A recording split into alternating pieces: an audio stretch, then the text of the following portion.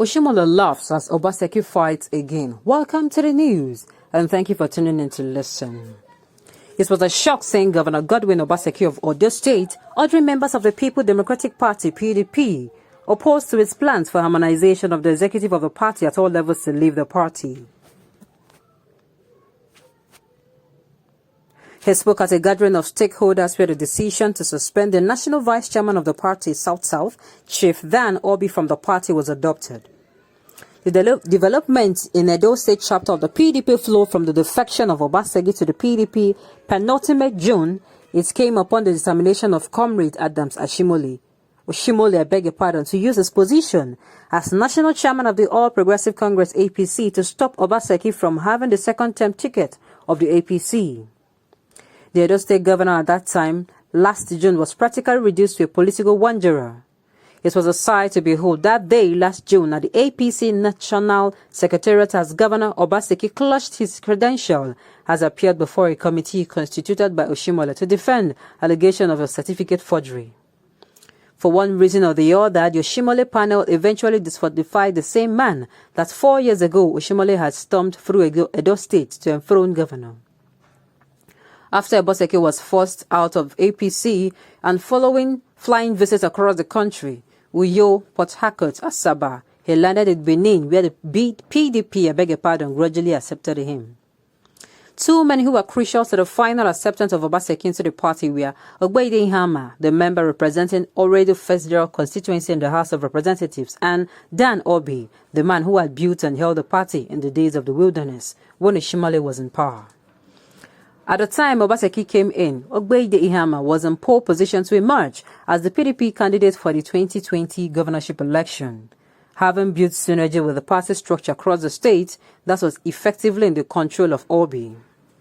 For a man that had set aside to be governor in 2020, it was unarguably a bitter pill being asked by party grandees in Abuja to resign for the governor to take the ticket. Especially given the tardiness that characterized the process at the time, Ogbeide Ihama had the opportunity to scupper the emergence of Obaseki as the party's candidate by insisting that the timeline for the process had been breached. He could have affirmed that the boss had left the station by the time Obaseki entered. He was, however, made to withdraw alongside other contenders. At that time, too, Obi had relinquished his position as party chairman in favor of Dr. Tony Azegbemi, the former member of the House of Representatives. However, as everyone in Edo knows, the Edo PDP had over the years been infused with the fighting spirits that Obi brought to bear. With Obi as party chairman, the PDP had put the Oshiomole-led APC to task in elections, winning the majority of National Assembly seats and numbers in presidential counts in 2011, 2015 and 2019. However, Obi, like Ogbeide Ihama, also kowtowed to the party grandee's plea and became Obaseki's campaign manager in 2019. The sight of Obi on the rostrum campaigning for Obaseki did not foretell the kind of developments now ensuing in Edo. The suspension of Obi and Ogbeide Ihama, the two critical factors in Obaseki's emergence as governor, must have befuddled many, especially given that it was under the watch of the governor. Obaseki allies alleged that the two men were frustrating the governor's move to harmonize the PDP structure. For them, it is especially painful that ahead of the PDP National Convention this October, that the governor would not be in position to have a say in the Edo delegate list, which they claim is being dictated by Obi. Even more, the governor alleged underhand schemes by Obi and old PDP to frustrate the governor through many cost actions and underhand schemes. The development has led to the new phrase in Benin that Obaseki should take his government and leave our party for us. The division has been hampered by the seeming lack of communication on the part of the governor. The nomination for 11 new commissioners, all from the former APC, helped to worsen perception about the governor regarded everywhere as a fighter. How can you bring all 11 commissioners from your side after taking deputy governor and SSG? Many in the old PDP have been asking. Sources say that the governor has promised another 10 commissioners for the old PDP, but after harmonization.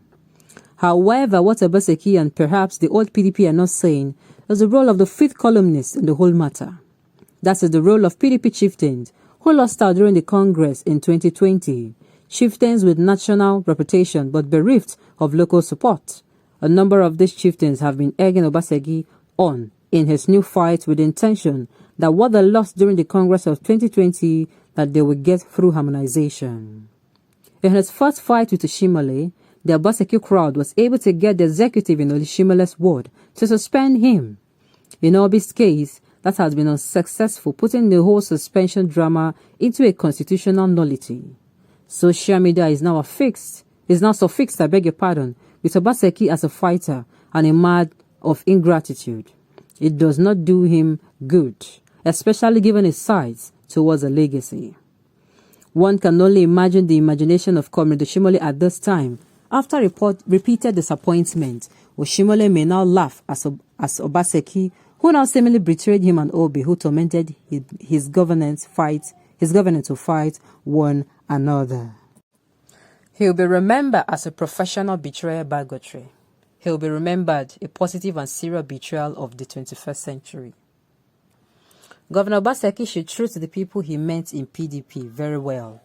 These are the men that did not allow shame and disgrace to fall on him when APC and Oshiomole fell out with him. Obaseki should not allow devil to come in between them, because APC are waiting to hear bad news about him and the PDP. May God help the governor. I just don't understand why God allows the worst species of men become our leaders in this country. Oshiomole and Obaseki are of the same breed.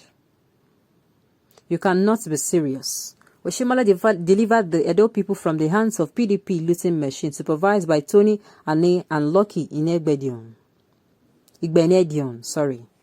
It was under Oshiomole that Edo State witnessed some development, and now you want to compare him to that ungrateful Obaseki. Oshiomole is your hero in that state. Oshiomole must be having a hearty laugh, and those people brainwashed by the anti-Oshiomole social post will now have to decide what exactly was wrong then. Is it Oshiomole that is disturbing Obaseki now? Go and note it. You will start seeing demolition of property soon by Obaseki. He's an ingrate and it's generational. His grandfather also betrayed the then Oba of Benin.